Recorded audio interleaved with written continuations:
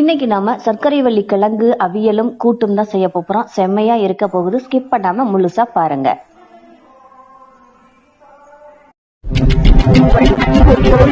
ஆரோக்கிய உணவும் அற்புத வாழ்வும்.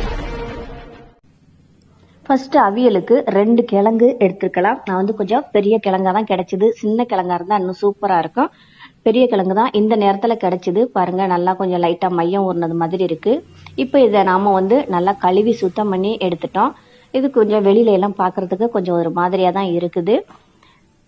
இப்போ நாம இதை தேவையில்லாததெல்லாம் நல்லா மையம் ஊறி கருப்பு கருப்பா இருக்கும், அதெல்லாம் தேவையில்லாத அந்த பூச்சியா உள்ளதெல்லாம் கட் பண்ணி எடுத்துட்டு நல்ல கிழங்கா பீஸ் பீஸா கட் பண்ணி அப்படி எடுத்திருக்கேன். தோலோடவே போட்டுக்கலாம். தோலோட சேர்த்து கூட நாம சாப்பிடலாம். ஸ்கின்னுக்கெல்லாம் ரொம்ப நல்லது. மலச்சிக்கலையும் போக்கும். இந்த பீஸ்ல மட்டும் கொஞ்சம் கட் பண்ணாம விட்டுட்டேன். அதையும் கட் பண்ணி சுத்தமா எடுத்துக்கலாம்.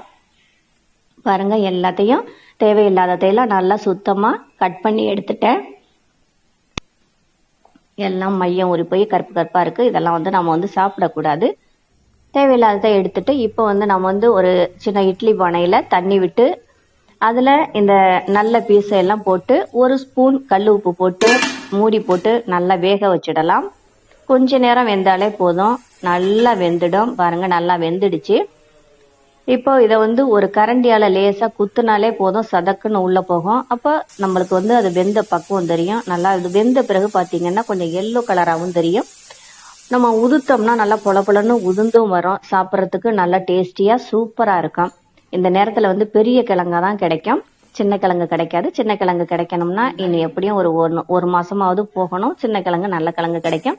இப்போதைக்கு கிடைச்சதை வச்சுதான் நான் செய்யறேன். அதுக்கு அடுத்தது 2 சக்கரவள்ளி கிழங்க வச்சு தோலெல்லாம் தேவையில்லாதெல்லாம் எடுத்து கட் பண்ணி வீசிட்டு நான் கழுவி சுத்தம் பண்ணி பீஸ் பீஸா கட் பண்ணி வச்சிருக்கேன். அந்த பக்கமா கொஞ்சம் கத்திரிக்காயும் கட் பண்ணி வச்சிருக்கேன். எல்லாம் கழுவி சுத்தம் பண்ணி எடுத்து வச்சிருக்கேன். இப்போ ஒரு எண்ணெய் சட்டியில ஒரு 4 ஸ்பூன் ஆயில் விட்டு அது ஹீட் ஆனதும் 1 டீஸ்பூன் கடுகு, 1 டீஸ்பூன் உளுந்தம்பருப்பு போட்டுட்டு 2 இனுக்கு கருவேப்பிலை போட்டுக்கலாம். இதுல நான் பெரிய வெங்காயம் நல்லா நீள நீளமா நைஸா கட் பண்ணி போட்டிருக்கேன்.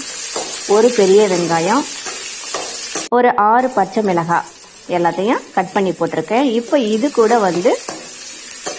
வாசத்துக்கு கொஞ்சம் ஜீரகத்தூள் போட்டுக்கிட்டேன். அதாவது 1 டீஸ்பூன் ஜீரகத்தூள் போட்டேன்.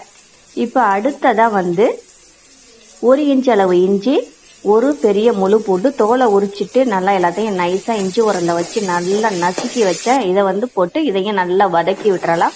இது எல்லாமே நல்லா வதங்கினாதான் நம்ம கட் பண்ணி வச்ச அந்த கத்திரிக்காய், அந்த சக்கரவள்ளி கிழங்கு இது எல்லாத்தையுமே ஒன்னா போட்டு ஒரு வாட்டி நல்லா மிக்ஸ் பண்ணி விட்டுறலாம்.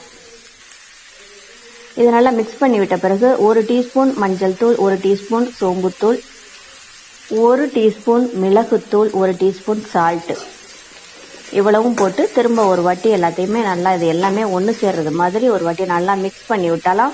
மிக்ஸ் பண்ணி விட்டதும் தண்ணி விட்டுக்கலாம். நல்லா இதுல ஒரு 1/4 லிட்டர் அளவு தான் தண்ணி ஊற்றிருக்கேன். இந்த தண்ணி கரெக்டா இருக்கும். இது மூடி போட்டு இதை நல்லா வேக வச்சிடலாம். அடிக்கடி திறந்து பார்த்து இந்த தண்ணி வத்திடுச்சா அப்படிங்கறது மாதிரி நம்ம திறந்து பார்த்தோம். நம்ம அதை அப்படியே திரும்ப திரும்ப கிளறி விட்டுக்கலாம். அப்பதான் அந்த மசாலா எல்லாமே எல்லாத்துலயும் ஒன்று சேர்ந்து சாப்பிட்றதுக்கு நல்லா இருக்கும்.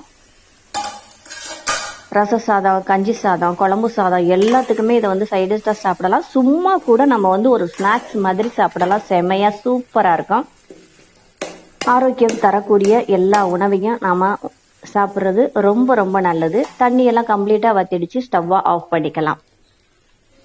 செமையா இருக்கும். நீங்களும் ட்ரை பண்ணுங்க. ஆரோக்கியமாக இருங்க. இது மேல இப்ப நாம கொஞ்சமா மல்லித்தலையும் தூவி விட்டுக்கலாம். அவ்வளவுதான். பாருங்க எந்த அளவுக்கு கொள்ளைய எல்லாம் நல்லா வெந்துருச்சுன்னு. இந்த அளவுக்கு வேக வச்சு சாப்பிடுங்க. சக்கரவள்ளி கிழங்கு இனிப்பா இருக்கிறதுனாலதான் நான் மிளகாலாம் நிறைய சேர்த்துக்கிட்டேன். கொஞ்சம் காரம் கொஞ்சம் இனிப்பு அந்த மாதிரி இருந்தா டேஸ்டி சூப்பரா இருக்கும். நீங்களும் ஒரு வாட்டி ட்ரை பண்ணி பாருங்க.